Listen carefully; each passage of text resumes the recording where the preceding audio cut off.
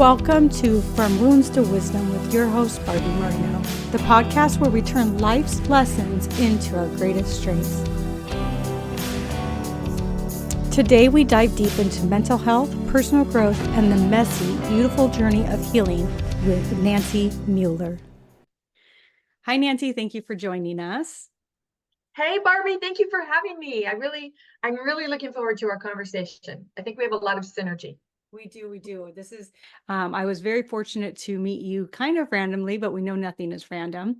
And then all of a sudden ended up working out where we both are in the same world of just working on healing, helping, and I would say growing a higher consciousness among all. What would you say? Absolutely. I think for people who are still expanding in that direction or have not yet realized that that's even an option to go, we all deserve to be that message that people are looking for. And when I say we deserve to be it, it's knowing that we're in our power and we're sharing from our power without being, having to apologize or justify. It's knowing that we are walking this talk. And because of that, we're loving our lives. And gosh, that's what we want for everyone. It's funny you say apologize because I found myself so often in my life saying sorry all the time for nothing. Like I would literally be like, oh, sorry. Like if I walked by somebody, like as if I didn't have the right to have space and hold space as well and continue walking, right? And I kind of feel like that's a woman thing more than it is a man thing. Maybe I'm a woman, so I see it from my point of view, but I just feel like we're always apologizing for ourselves. Yeah, I make it a point to really be conscious of any apology. And you are spot on because, you bump up against someone in the grocery store and you say, oh, excuse me. Oh, I'm sorry. And, at one time I even thought that saying I'm sorry sounded better when someone said something and you didn't hear what they said. If you would say, I'm sorry, like to be polite, Right. but instead of going, huh, what'd you say? But, it's really, our words are so powerful, and I don't think we can say that enough. The thoughts we think, the words we speak are so powerful that I think most people generally do not even think about that or conscious of it or even aware of it. So once you are, you definitely, you just make different choices. Yeah, definitely. Like I just even think about that, like, always apologizing and then always feeling like I had to make myself smaller. Yep. And that's one thing that you talk about. So you have quite a few books, and one of the books that I was very blessed to be able to read was Secrets in the Attic, which was the book that I met you and you were talking about. And this is why I was actually interested in talking to you, was because when you explained your book, it just hit home. And so can you give us kind of a brief summary of your book, why you wrote it, and then we'll go into lots of questions that I have as I have all these little stars everywhere. Of course, of course. Well, so secrets, we all have secrets. We all learn to keep secrets. And I really believe that keeping secrets is a learned behavior. We don't just pop out of the womb saying, oh, I can't talk about this with anyone, because kids, they just blurt out whatever it is that they're thinking about. And it's the adults in our lives that say, don't talk about that, don't do that. Now, for me, I learned to keep secrets at a very early age. My childhood was about keeping secrets around mental abuse, verbal abuse, physical abuse that escalated to sexual abuse by the age of 12. So, of course, there are so many secrets you have to keep. And when we keep secrets, basically what we learn to do is lie. And it's like we were talking a little bit earlier about being unapologetic, not apologizing for something. When we're lying, somehow in our mind, we are actually apologizing for who we are, the things we've experienced, what we've gone through. And that becomes so second nature to us, we don't realize that lying is actually creating an emotion, a very negative emotion that goes with it. It's very heavy. And when you think about that heaviness that goes along with keeping secrets, it really creates that unease or dis-ease of the body. I mean, the whole body carries it. And I was literally in the attic when I got the idea for this book. I live in California. I was in Ohio visiting. My cousins were in the attic of their parents' home getting ready to sell the home. And we were going through boxes of things getting ready. And I opened one of the boxes and discovered some letters that was in my mom's handwriting. And I looked at my cousins and I said, "Hey, you guys, this is my mom's handwriting. What's my mom's stuff doing in your parents' attic? That's weird." So as we were going through the box, and I should probably preface this story to say, based on all the secrets I learned to keep as a child, pretty much thought or me and my siblings were, I don't know, like the dregs of our family. Nobody wanted to be around us. People just knew something was off. And so you get that feeling that there's just something wrong with you. And so as we're going through this box, we learned things about family members that none of us had been aware of. And as we're oohing and awing and going, "I didn't know that about Uncle so-and-so, and I didn't know that about Aunt so-and-so. Did you guys know? No, I didn't know that." My cousin Judy said, "Well, I guess we know what your next book's going to be about." And right away I said, "Yeah, and I'm going to call it Secrets in the Attic." So as I was mulling that over and waiting for guidance and trying to decide how to best put that in book form, because no story is ever mine to tell except my own story. I realized that this book, if I wrote it in fiction form, that I could share many experiences without outing anyone other than myself. So that's where the backstory is from the book. And it's been very cathartic, not only for me, but for the women that are, letting me know, "Oh my gosh, I read this and I got this and I got that." And now it's kind of fun for me because actually I'm getting feedback from men who are reading the book as well. And it's really fun to see where this is going and how the ripple effect that it's creating. Yeah, and so a summary without giving away the whole story is basically an abused wife has a situation with her husband that ends her in, I can't say the word. She ends up in a space where she has to basically reflect on life and make decisions, right? Without giving away the entire story.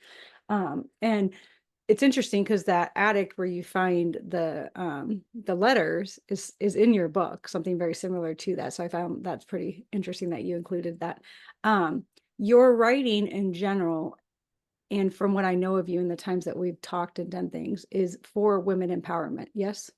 Yes, correct. Tell me the history behind feeling the need to offer that to women.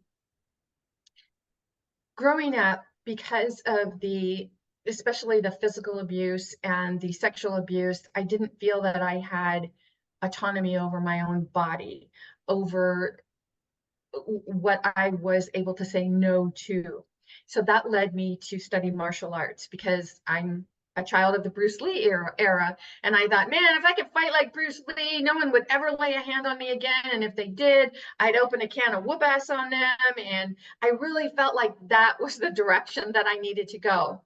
So in becoming a student, competitor, and teacher of the martial arts, I definitely learned the physical aspect of being empowered. But the more anyone studies martial arts, understand that going from white belt to black belt, whatever degree of black belt, it's not so much about the physical, it's really about the mental. It's about the philosophies. It's about understanding who you are and knowing yourself. Because if you don't know yourself, having any kind of altercation is already putting you at a disadvantage if you don't know yourself. So this going within and this reflection, I thought, wow, this is really something that I want to teach other women. Every woman should know this.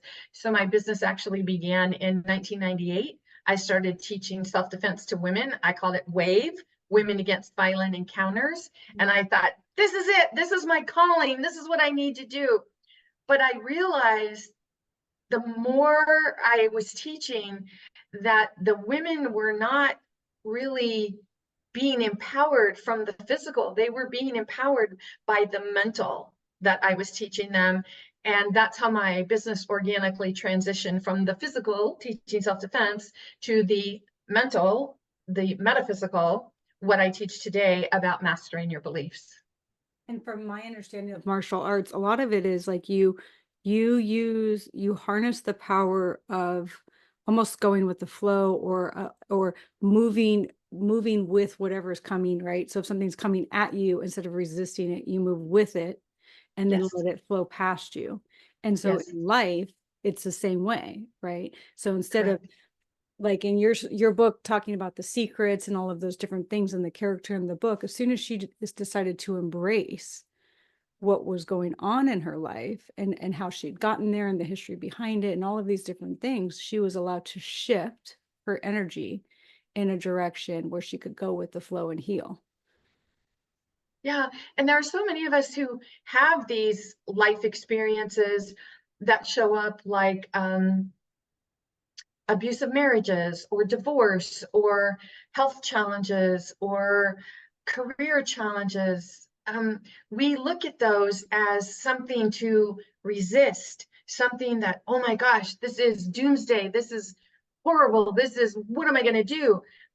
When in reality, when you understand that everything is energy, and you learn to go with the flow, and you see, this is coming at me, so how do I want to embrace this?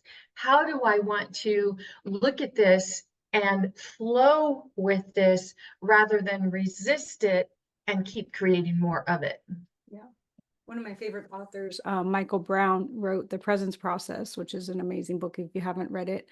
But it talks about emotions is basically energy in motion, right? Correct. Yeah. So all of these emotions that we're having, I think that's the thing about a secret, is that then you block that energy from being in motion. You stop it, harness it. There's guilt, shame around it, because if it's a secret, it has to be shameful, right? Or you have to feel guilty Right. about it. And then you build that up in your body.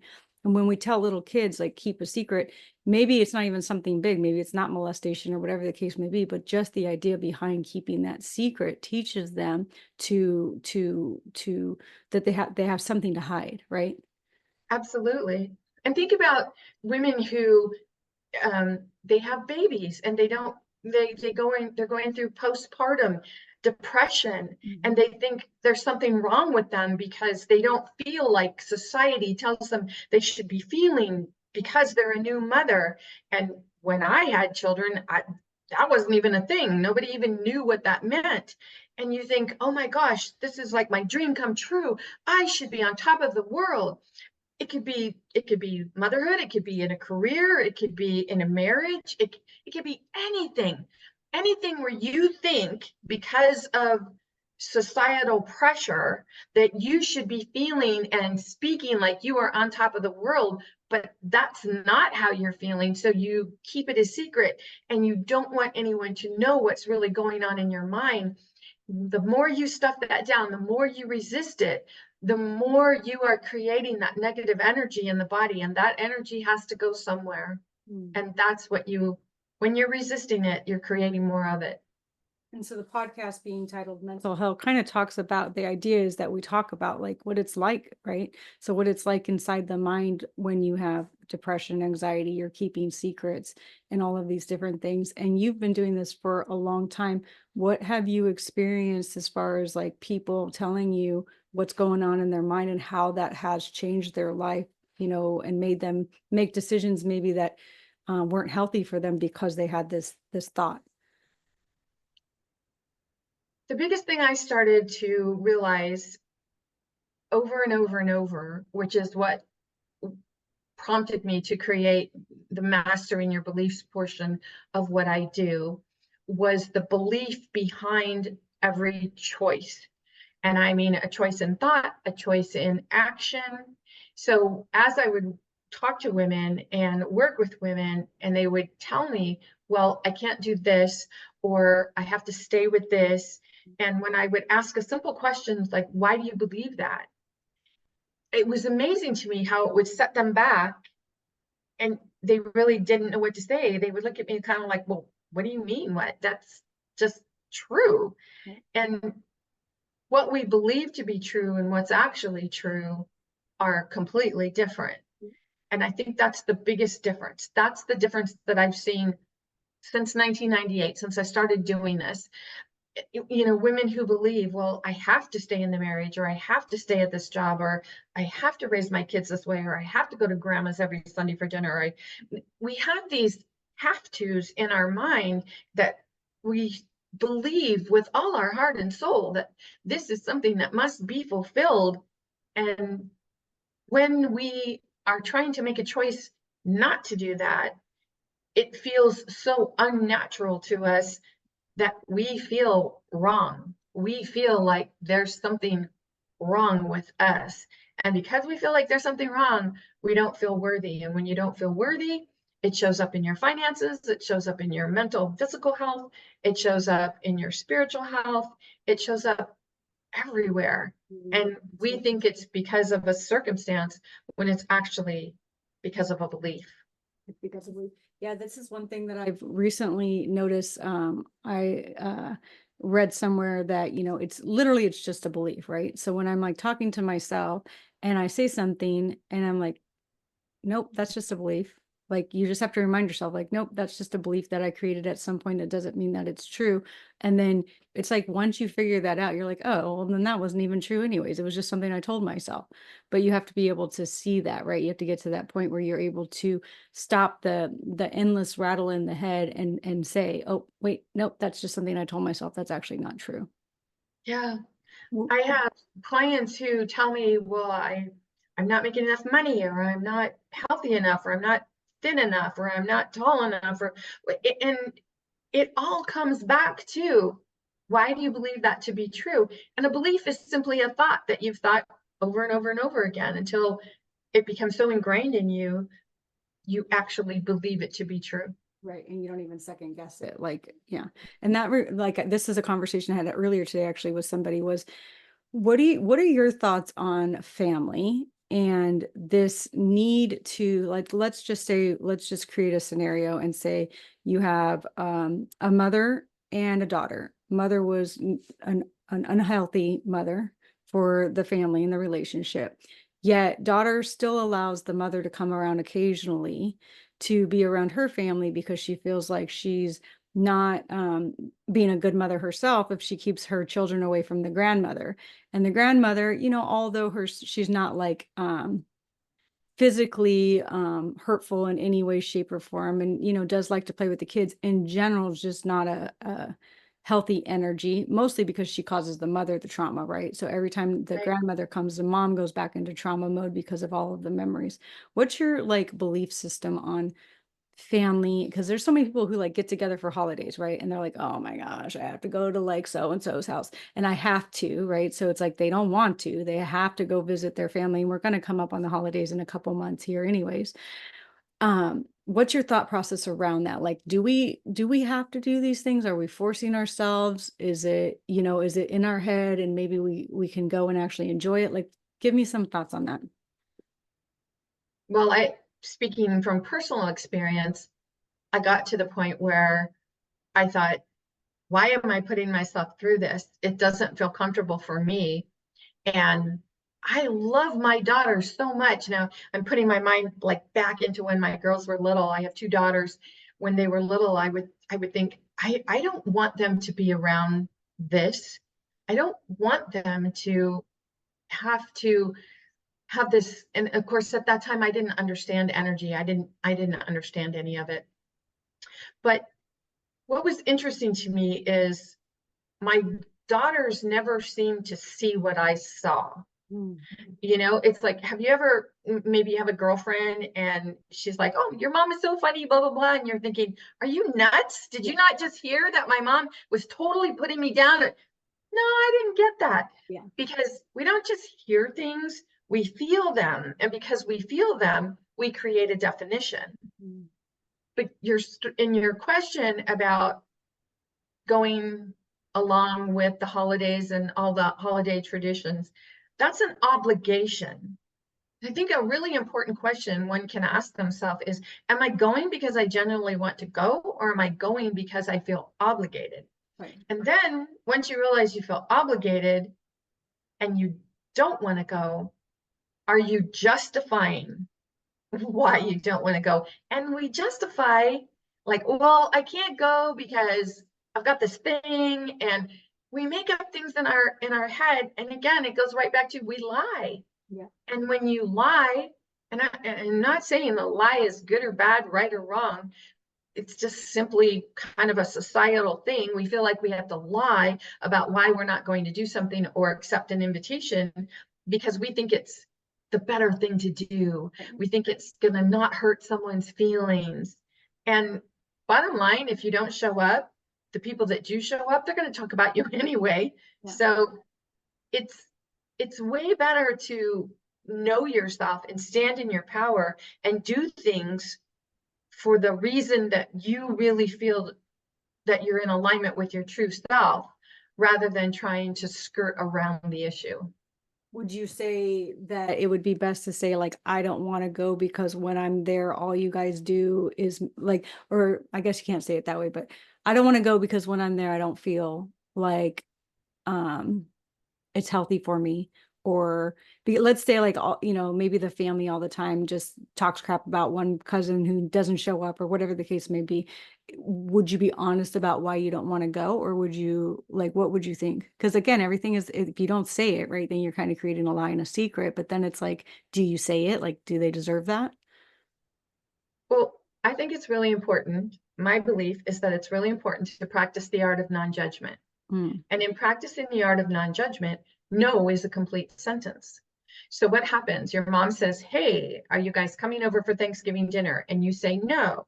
And then the mom says, why not? Right then, is no a complete sentence for you? Or is that when you feel obligated to justify yourself? And do you feel yourself getting all like, tensed up and because I said no, because that's not good either. And really everything comes back to self. How do you feel within yourself? And we can't know this unless we spend time with our thoughts, our feelings, our emotions. And that means standing in your power.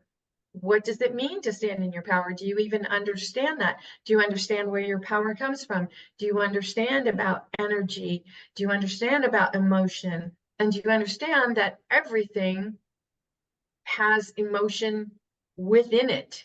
Yeah. So I know that when I married my first husband, I'm pretty sure it was after the wedding, he started saying things like, oh yeah, and there's this person in our family that, we just kind of stay away from because he's too touchy-feely. And, and I'm like, what?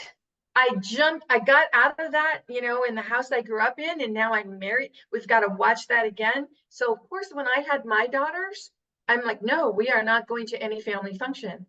And I said to my husband, we're not going, and this is why we're not going. Because in my experience, once you've been touched, you can't be untouched. Right. And you can't tell me that you're going to be able to keep an eye on our girls completely 100% of the time. So feel free to go if you want to go, but my girls and I will be staying home. Now, did that cause friction in the family? You bet it did. But Mama Bear here was taking care of her girls. And it comes down to, what are your beliefs? What do you stand so firmly in that you're going to say, no, I'm not budging on this? And you don't have to explain yourself, because I never said, no, we're not going because of this, this, and this. Because, when other people are going through their own life challenges, it's not up to any one of us to judge what challenges we're going through or they are going through. And the thing is we all come into this world with our own karmic contracts. We're all here to support each other. So if one person needs to feel this person will fill the need. And when you realize, when you really follow um, law of attraction, spiritual law, metaphysical law, and you understand that everything is attraction based, now you start seeing things differently. But of course, if that's not your wheelhouse, if that's not your experience, then you'll definitely show up thinking, oh, it's the circumstances that I have to deal with, when it's not the circumstance, it's the emotion behind it. And how are you standing in your power or not standing in your power? As mama bear in that situation, what did you tell your daughters why you weren't going? I didn't give them an explanation. Hmm. Um, now, I will tell you that I was very open with my daughters, and they understood about sex from the time, I don't know, they were months old. Just like I would read them stories about how babies are born, and there's probably many, many books because my girls are in their 40s now. But at the time, there was an excellent book called So That's How I Was Born. I started reading that to my daughters just as easily as I would read Goodnight Moon. So it was something that they understood. It was not something that was secret or, oh my gosh, there's something I don't know about. I was very open with them about everything, not in a fear-mongering way of like, oh, you've got to be careful because this could happen and that could happen. No, it was simply just whatever you want to know, ask me. I will answer any question, anything you want to know. I'm here to answer your question. And it was like watching them. How do you feel around this person? Okay, why do you feel that way? And it's so interesting how much we can learn from our children instead of putting our fears into our children. Now, of course, you might have a conversation with both my daughters and they would have a completely different take on it. But we can only do what we can do. It's like Maya Angelou said, do what you know until you know better. And then when you know better, do better. Yeah. And then the word idea behind just, I was reading something on this about the fact that we call genitals private parts.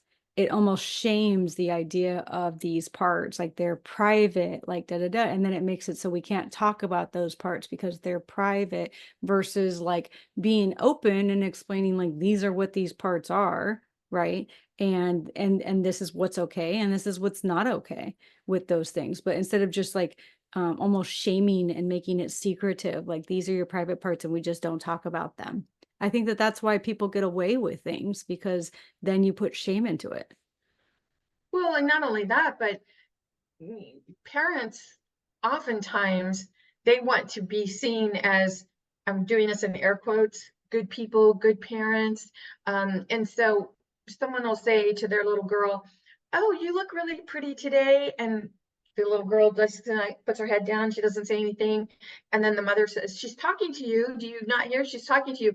Well, we teach our kids not to talk to strangers. And then a stranger talks to them and then we admonish them for not talking to them. So see, we don't even stand in our own truth.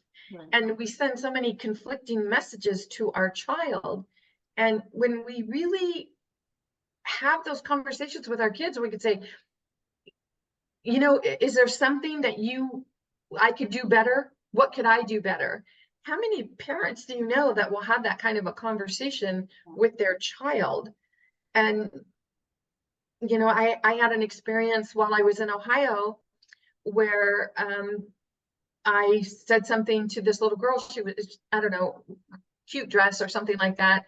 And she didn't say anything and she just looked down, and her mother completely went off the rails and, said, can't you be polite? Can't you talk to this woman? And I said, it's fine.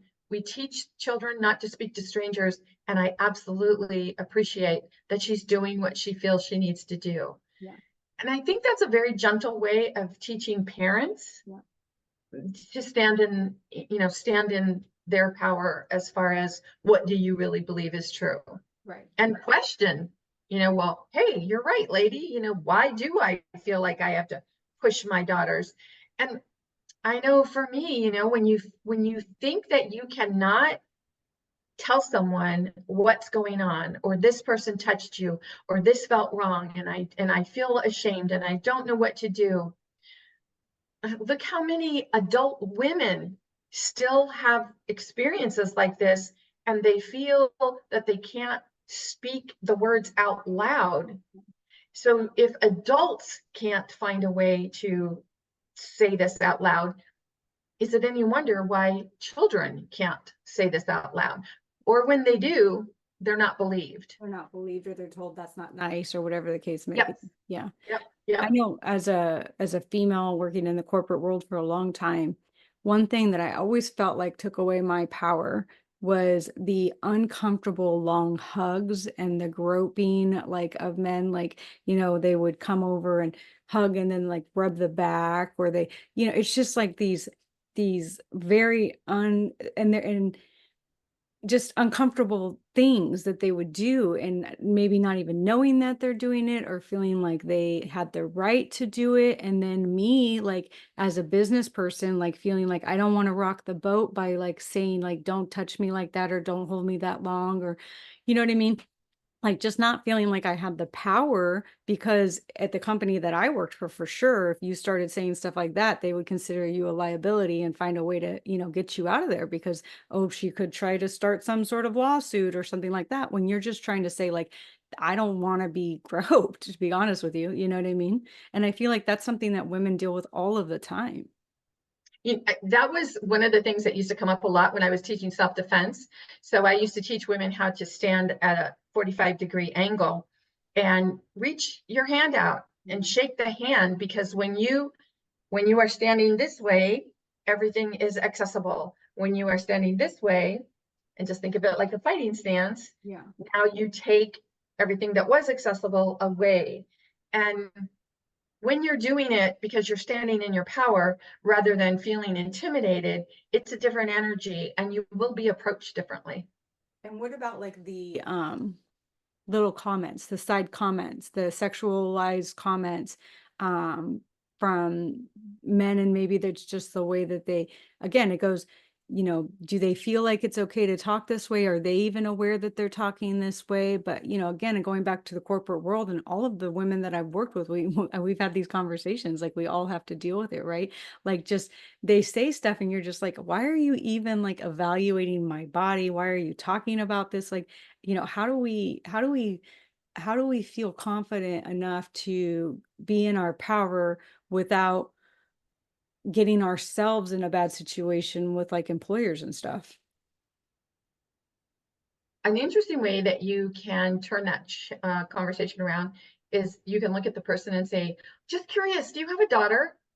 And of course, they're going to be taken aback. And if they say yes, then you can say, I'm just wondering, how would you coach your daughter to answer that question you just asked me? Yeah. But see, again, it has to come from a place of power rather than confrontation or shrinking.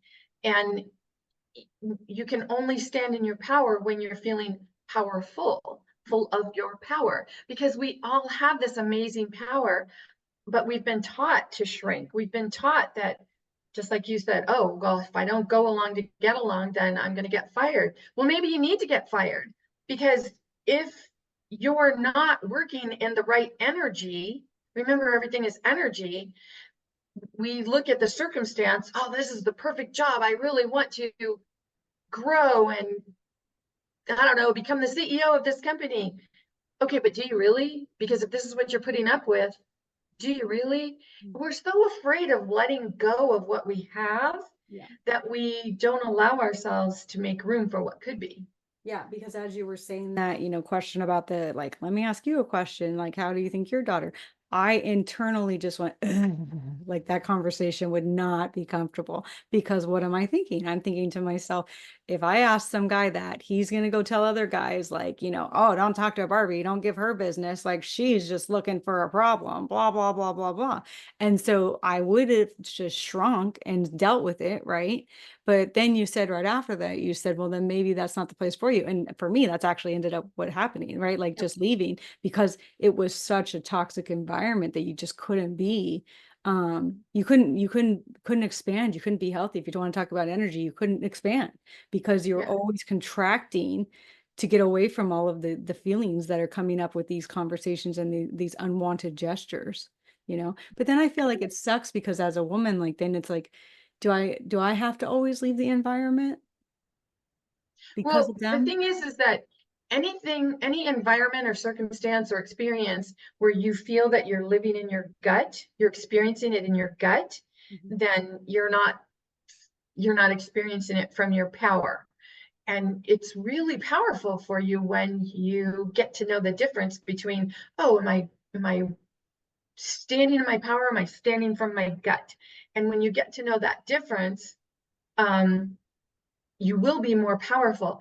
But to your question, is it always the woman that has to lead? Because no, because when you stand in your power and you can have that conversation, hey, I'm just really curious. Do you have a daughter? How would you teach her to answer that question you just asked me? Now you see, there's two things that could go along. You might teach someone who just really did not hear the question he was asking a woman, or he might, you know, take it the wrong way and say, oh my gosh, you're being confrontational, you're a witch, I don't want to be around you, and spread gossip. Okay, but if that's the case, you don't really want to be there. But if it was an opportunity for you to educate, now think about how that conversation might be different with other guys, where he might say, I said this, and I'm not saying that guys go around and have these types of conversation, but guys talk just like girls talk. Yeah. And for us to believe that we cannot or are not in a position to educate others on how we want to be treated, it's because maybe we're not asking ourselves, how do I want to be treated in this situation? Well, And whenever you can answer that, you're in your power. and I think like in that situation, being that most women at some point have had some sort of sexual aggression or assault against them, right? They say 8 out of 10. I would imagine it's even more than that. I think sometimes like we wonder like, well, is it just me and I'm perceiving this the wrong way? Because like, for example, if you were molested as a child, then are you extra sensitive because of that? So maybe this person doesn't mean it that way. I'm just being sensitive. Like we start questioning ourselves because we don't authentically know what is appropriate and not appropriate because our boundaries were, taken away from us at a young age. We I don't know that I tell this story to too many people, but I'll share an experience that I had in the corporate world where it was a work function at a bar, and a man was inappropriate, touched me inappropriately. So I just reached out and grabbed him between the legs, and I said, I will let go when you let go. Oh, wow. And of course, he let go so quickly. But the next day, my boss had something to say about, you don't do that. You don't just, and I'm like, hold on, hold on, hold on. So it's okay for him to do what he did, but it's not okay for me to do what I did. I think I kind of need to know where you stand here. Now, of course, he was hemming and hawing about, and then of course he was thinking about how it was going to affect his bottom line and everything. So ultimately, if he is not a person who can have my back, then that's not a person that I want to work with. And gradually I came to know that he was not a person who had my back. So he was not a person that I want to work with. Again, it's about standing in your power.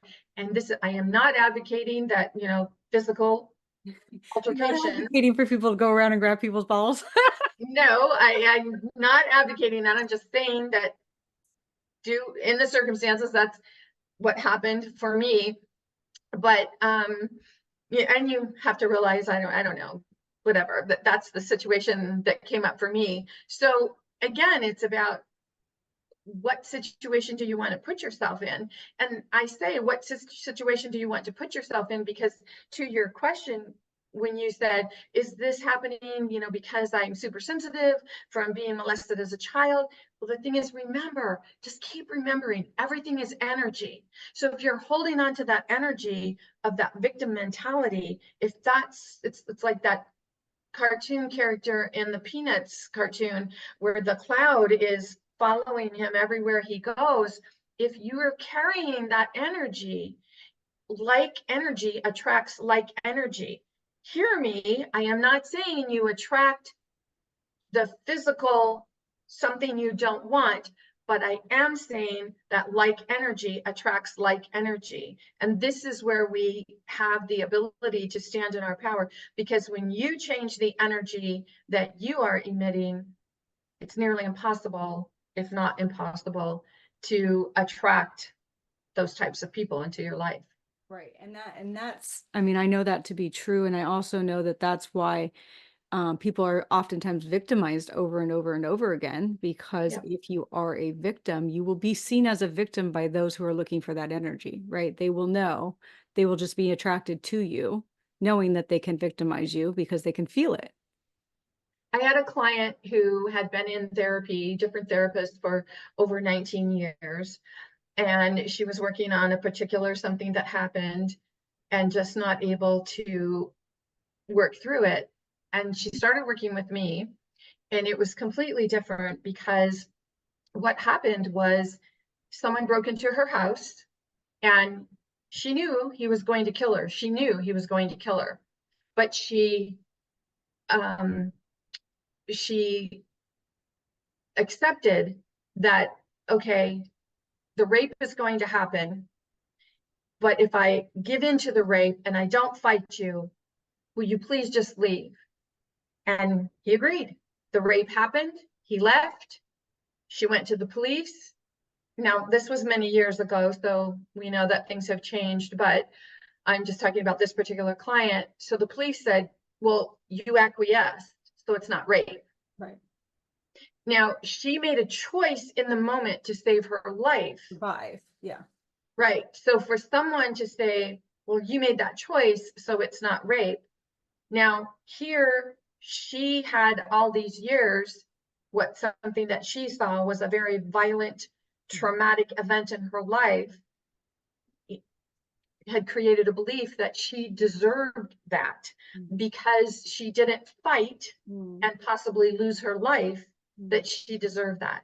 And you have to remember that what happened after the event, what happened after the experience, started cementing the beliefs about the experience. Right. So as others were telling her, well, this happened because of this, now she started forming these beliefs about the experience herself. And we give definitions to experiences, and then we judge ourselves based on those experiences.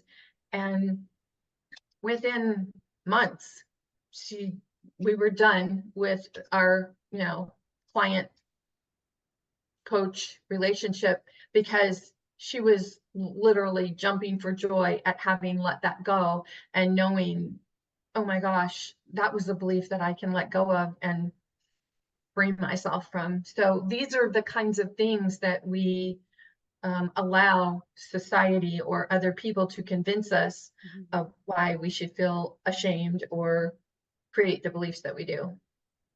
In your book, the main character goes through a time when she shifts, right? So we'll just say that it was in the attic, because we can say that since the book has the title Addict in it. But she's in the attic and she has a choice to make, and she finally shifts. When did you shift in your life? I think there are many shifts. For me, the first shift was when I got married when I was 17, and I told my husband what had happened between my father and I. And the most amazing thing for me that happened was when I told him, the ground didn't open up and swallow me. I mean, of course, he didn't know what to do with that information, but it was this tremendous relief that I felt. And I thought, huh, all right, now I'm going to stop keeping this secret.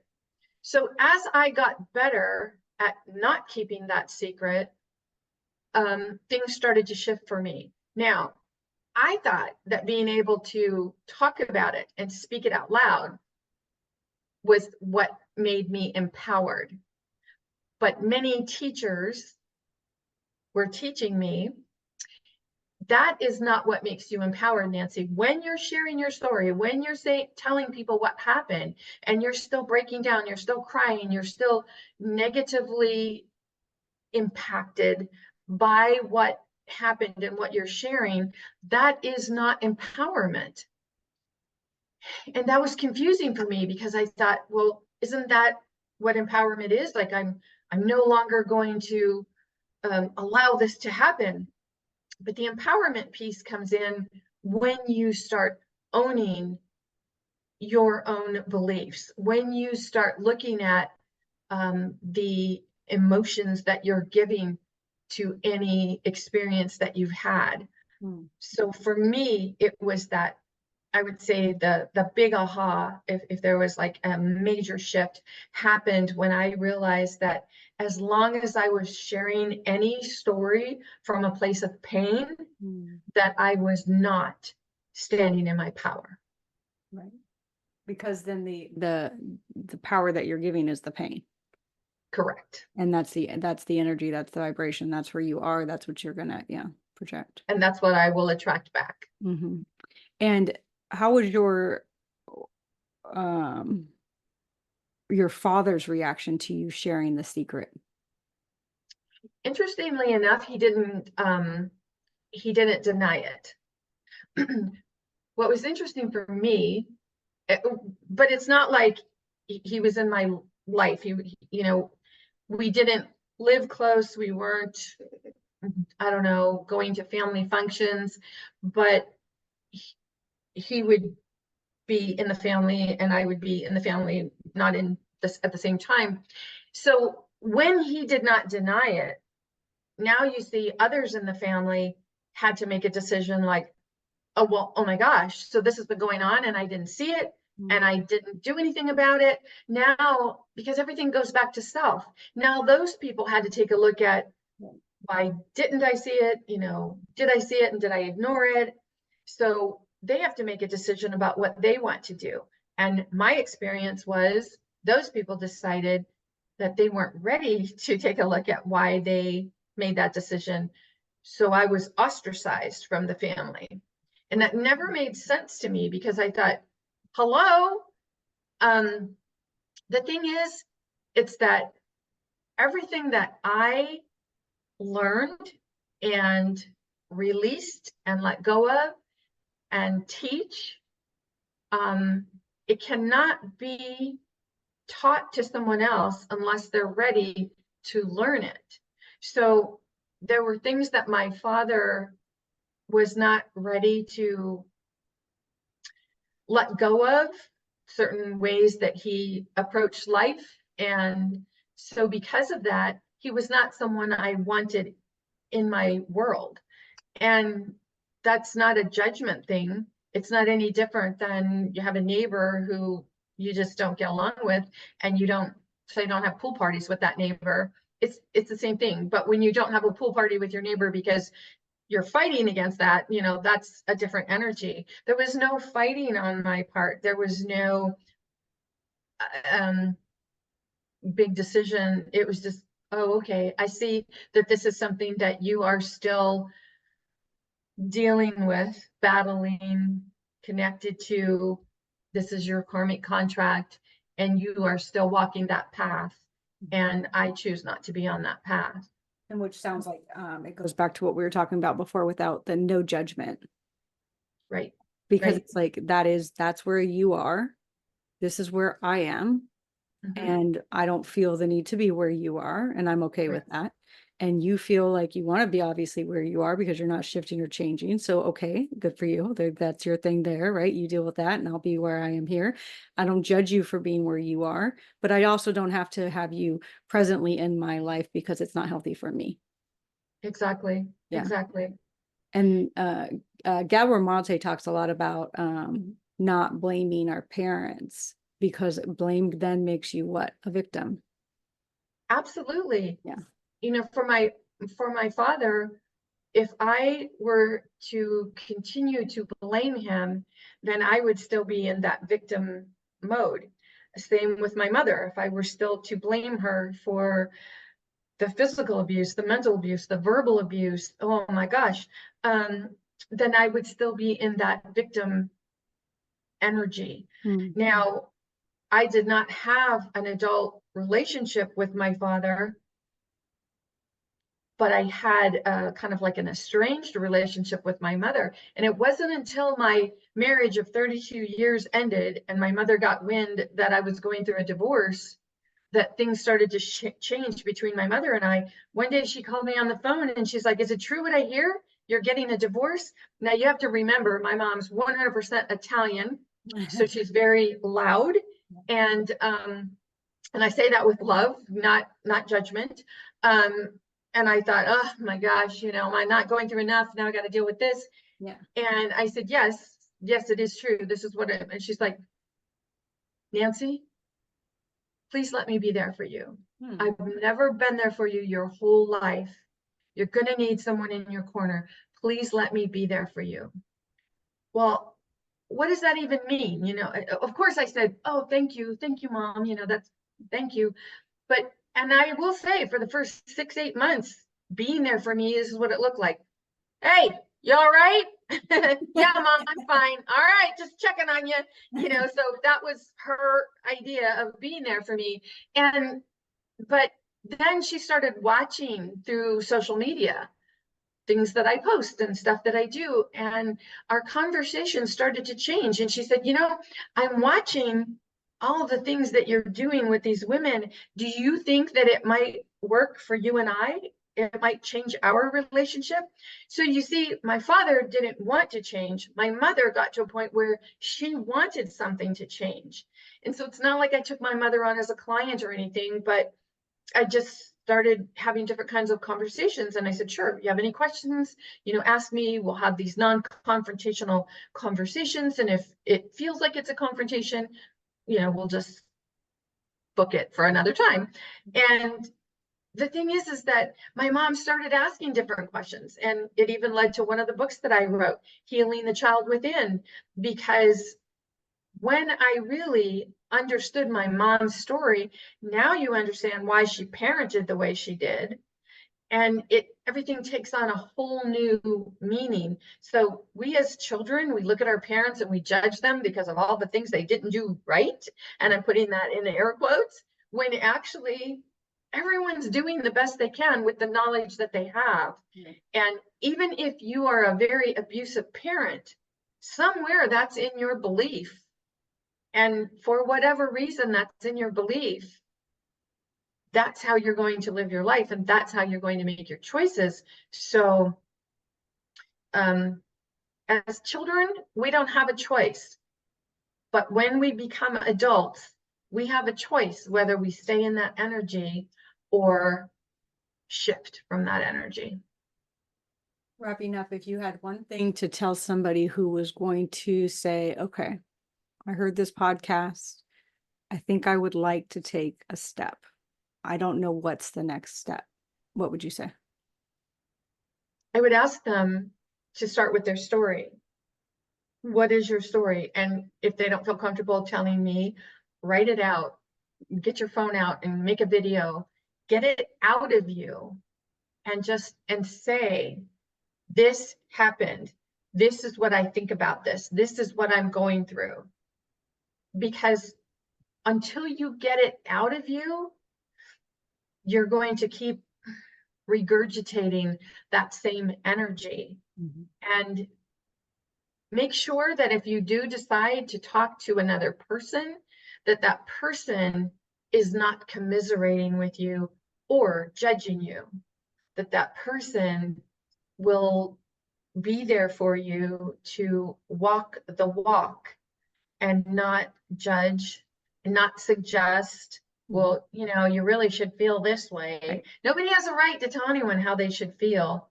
So be very conscious of who you're talking to, who you're sharing your story with, and why. Because we all do things for a specific reason. We're either looking for I don't know, someone to commiserate with us, or we're looking to step into our power.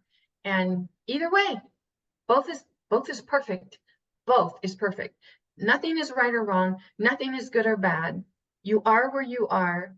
And when the student is ready, the teacher will appear. Yep, I love that. I love that too.